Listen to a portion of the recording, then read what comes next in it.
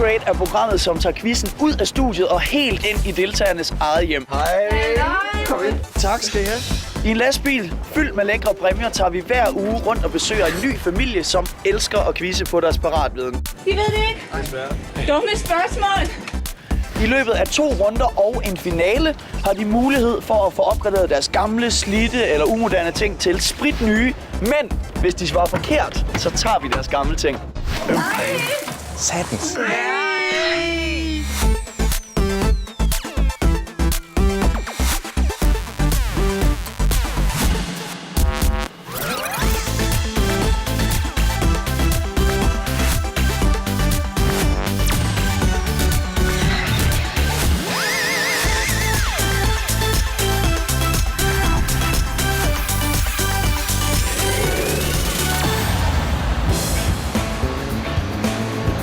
Nå, det er quiz time! Quiz.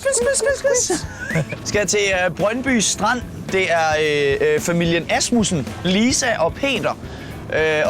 Og Lisa, hun er læge, og Peter, han er bioanalytiker. Så ved de lidt. Så det er sådan nogle, og han er sådan en gammel, ex-professionel håndboldspiller, så han er også bare sådan en rigtig buff, lækker, muskuløs type, og så er de bare mega kloge. Så er vi i Brøndby Strand ved familien Asmussen, der bor lige herinde, så lad os bare komme ind og se, om de gider quiz med os. Er det her, vi er? Eller er det? Lad os prøve. Goddag. Hej, er det Lisa? Hej. Goddag. Hej, Simon. Jeg har lige et kamerahold. Er det okay, vi lige rykker ind? Ja, det må I meget gerne. Tak skal du have. Goddag. Hej, Simon. Peter. Hej, Peter. Goddag. Det må være Felix, ikke? Det er fint. Ja, det er fedt. Hej, Felix. Hvad så? Kører det for dig? Det er et kamera. Det er fedt, at de har meldt jer. Ja. Det er Lisa, ikke? Det er dig, der har gjort det. Jo. Ja.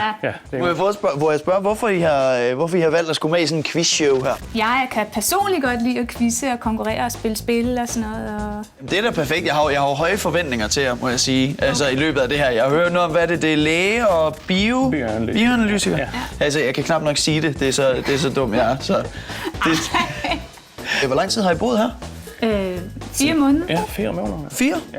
Det var da rimelig nyt. I er da fint indfundet allerede, synes jeg. Ja, det var fordi, da vi flyttede ind, der var jeg højgravid, så vi havde travlt med at komme på plads, inden Felix kom. På den måde. Det er jo sådan, at de ting, I vælger at ville spille om, hvis I svarer rigtigt på spørgsmålet, så får I dem opgraderet, så får I noget nyt. Men hvis I svarer forkert, så mister I altså de gamle ting, I har valgt at spille om. Yes. Er I indforstået med det? Ja. Vil I ikke bare starte med at vise mig nogle af de ting, I sådan godt kunne tænke jer at få opgraderet? Jo, vi går jo starte lige her, hvor vi står. Ja? Vi vil gerne have opgraderet vores sofabord. Ja. Vi har jo sådan nogle 2 små borde, IKEA-borde, som har kostet 29 kroner stykket i sin tid. Og jeg mener, det kunne godt upgrades. Det kan godt blive lidt større måske. Lidt bedre. Ja. Det er jo sådan noget dværgestørrelse, det her. Lige præcis. Man sitter med knæene op i væderen. Ja, er det forståeligt? Okay, jamen dem synes jeg bare, vi skal smide på. Vores WC, det er gammelt og slidt, og skyllefunktionen duer ikke. Og så er Man kommer i klæder. brættet endda knækket her. Så det kan godt være lidt farligt at sidde her. Så man kommer i klemme simpelthen. Man kan komme i klemme her, hvis man ikke passer på. Lad os lige... Skulle vi have 2 mænd herude, ikke? Ja, det er det. Stille og roligt. Eller så 2. det- En dreng og en mand, kan man sige. Jeg føler mig lidt truet ved siden af dig, Peter. Jeg kan lige så godt indrømme det. Du virker skyllefunktionen heller ikke. Altså, det lille skyld virker, men det store virker ikke. Vi bruger slet ikke nummer 2 i det her hus her. Der er kun etter. Og ellers så er det bare sommerfugle i plastikposer. Det er nemlig rigtigt. Ja, faktisk, det bliver aldrig brugt. Fint.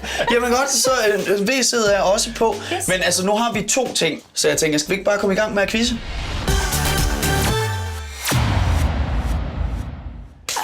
Så er det alligevel her, jeg står.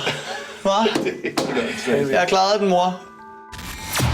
I runde 1 er der 3 spørgsmål, og for at vinde skal der svares rigtigt 2 gange. Der er ingen livline i første runde. Vi er klar til første runde, og I valgte, at I gerne vil quizze om et nyt toilet. Ja. Så jeg synes, I lige skal have lov til at se, hvad det er, I kan vinde. Det her splinter nye toilet fra Silvan er fremstillet af den hæderkronede svenske producent Gustav Berg. Det har et elegant design og en god sædekomfort. Der er altså det nye toilet, der er mulighed for at vende, og der er et skyld, der burde virke. Nå, Lige meget hvad. Ja. Som I kan se, så er der ingen revner. Det er ubrugt. Præcis, ubrugt toilet. 100%. Det er altså den, I kan vinde, hvis I svarer rigtigt. Ja. Og I er selvfølgelig indforstået med, at hvis I svarer forkert, Ja. så mister I altså det gamle toilet. Ja. Ja. Hvilket navn er det allermest populære blandt piger født i 2010? Er det Ida, Isabella eller Anna? Altså, jeg synes Ida. Ja, Ida har i hvert fald været populær længe. Ja. Men så kom der jo en ny prinsesse, og hun hedder Isabella, så det kunne også godt tiltrække. Jeg tror ikke, det er Anna. Jeg tror, Anna, den er ude. Ej, jeg tror lidt på Ida, faktisk. Tror du på Ida? Ja. Jamen, så lad os gå efter det, du tror. Skal vi tage Jeg Ida? bøjer mig for dig. Ja. Vi tror, vi tager Ida. Ja, okay. Vi køber Ida. Der var 635 ved navn Ida i 2010. Der var 573 ved navn Anna. Ja.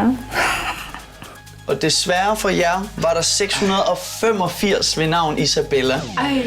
Så Isabella var det rigtige svar. Ej. Næste gang tror jeg på mig selv. Ja, det er I vaklede mellem de to rigtige. Ja. Nå, det var ærgerligt. Det er To godt, mere. der er 2 mere. Hvis I svarer forkert på det næste, så har I desværre allerede mistet jeres toilet. Ja. Hvad er en ventriloquist? Det er en bugtaler. Ja. Vi er enige, at det er en bugtaler. Hvor har I det svar fra? Det er jo paratviden.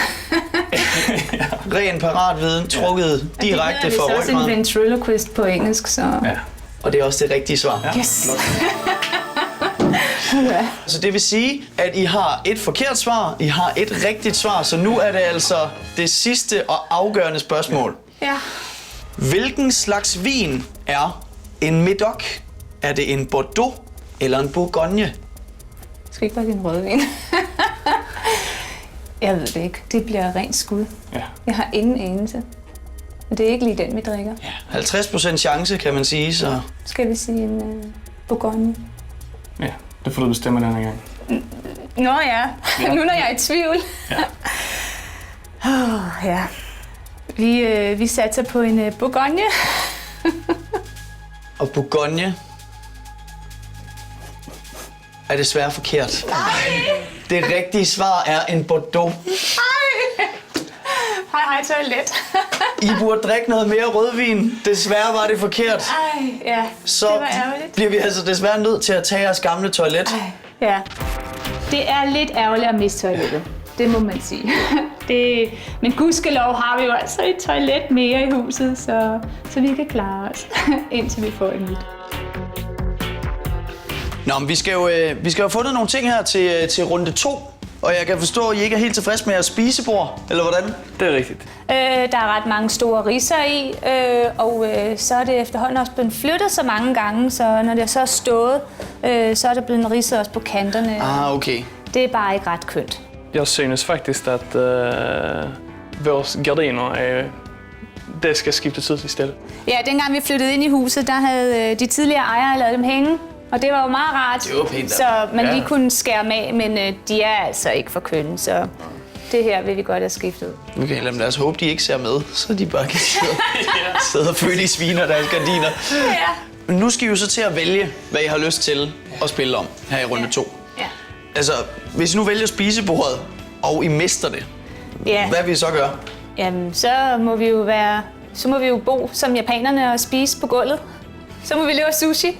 Ja, det kan da godt være, det er løsningen. Ja. Og hvad med gardiner? Hvis I nu, så må I Så bare skal sørge for vi- altid at have tøj på, når man går rundt. Ja, lige præcis. Eller også kommer der ret hurtigt nogle nye op, vi må ud og købe, så... Ja. Så nu skal I sådan set bare finde ud af, hvad I helst vil spille om. Ja. Jamen, er vi så meget i tvivl? Ej, jeg synes, de grimme gardiner. Ja. Vi er i det mindste kommet med bordet selv, ikke? Det her var der i forvejen, Ja. så vi vil gerne satse vores gardiner. Ja. Fint, jamen hvis I er enige om det, så synes jeg bare, at vi skal tage den.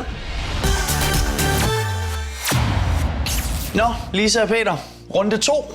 Er I klar til den? Ja. Må vi håbe, I klarer det en lille smule bedre i den her omgang. Ja, det håber jeg. Ja. Men jeg synes lige, I skal starte med at se, hvad det er, I kan vinde. Med et gavekort på 20.000 kroner til Luxaflex gardiner fra Botex, kan Lisa og Peter slippe af med de onde 90'er gardiner. De kan vælge mellem 1000 forskellige designer, og Botex sørger for en professionel montør til både opmåling og montering.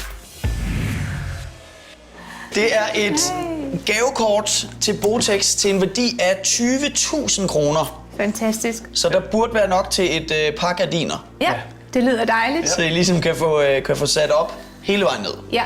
I den stil, vi begge to ønsker. Ja.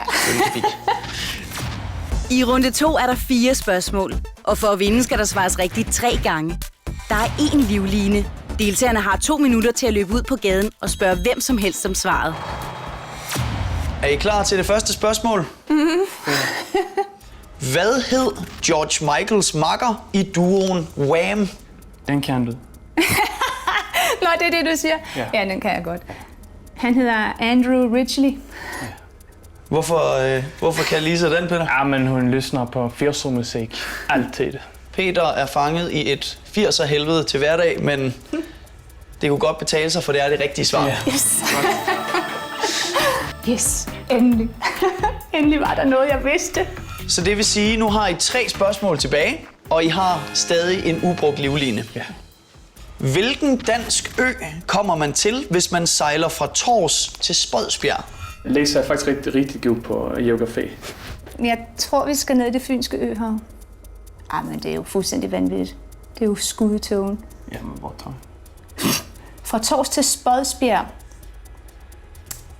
Jeg vil gætte på, at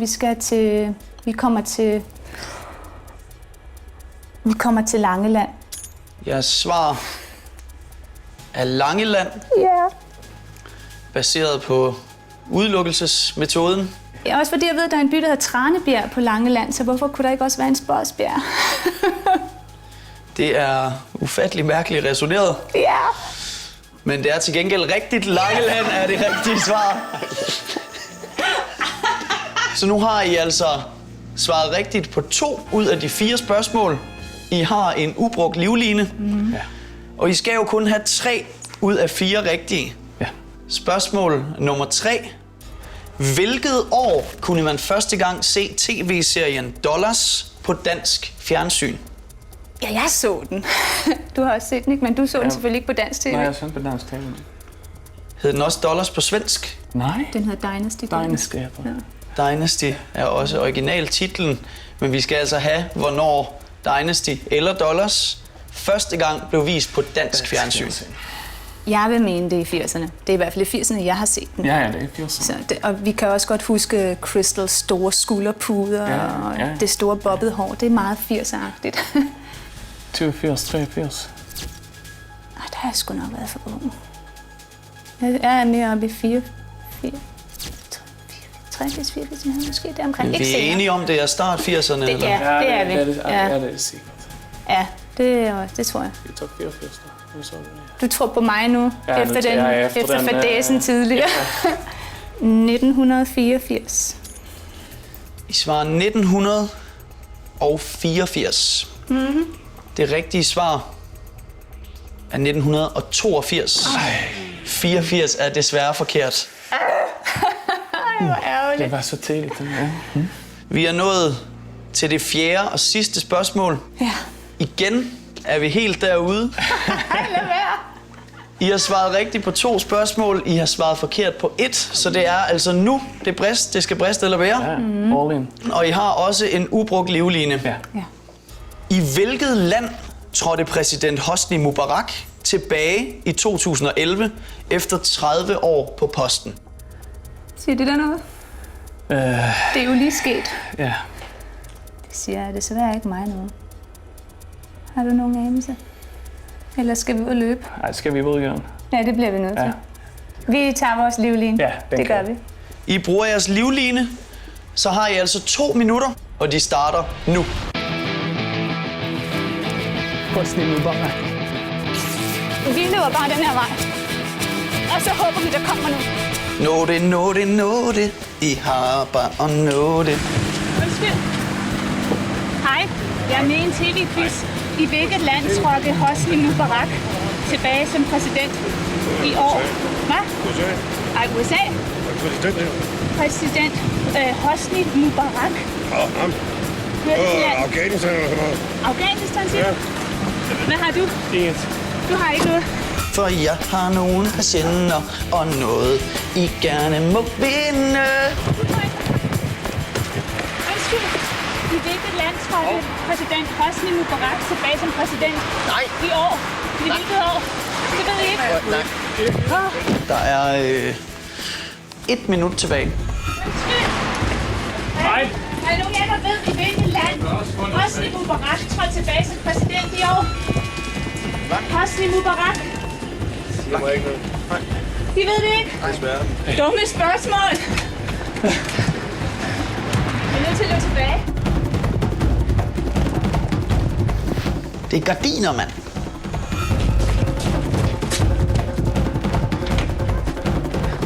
Sekunder tilbage. Plads. Der var sgu ikke nogen, der vidste det. Nå, gæt, Peter. Egypten. Egypten. Eller det var det endelige svar. Sig nu noget. Hvor trak du det svar fra? Ja, Er det bare... Skud. Et skud. Og Egypten er det rigtige svar. Yes! Det er det rigtige svar. Ja, vi har vundet gardiner. Så er der altså et gavekort på 20.000 kroner til nye gardiner. Den havde jeg godt nok ikke regnet med, den der, da du sagde Egypten. Hold da op. Ej, hvor dejligt. Fantastisk. I klarede den. Tillykke med den. Den kan du lige så fint stå og holde. Ja. Det er helt fantastisk, at vi har vundet gardiner. Ja, det var nummer 1. Ja. Og Det var det, der gjorde, vi tilmeldte os. Ja. Det var det. Vi ville så gerne have nogle nye gardiner. ja.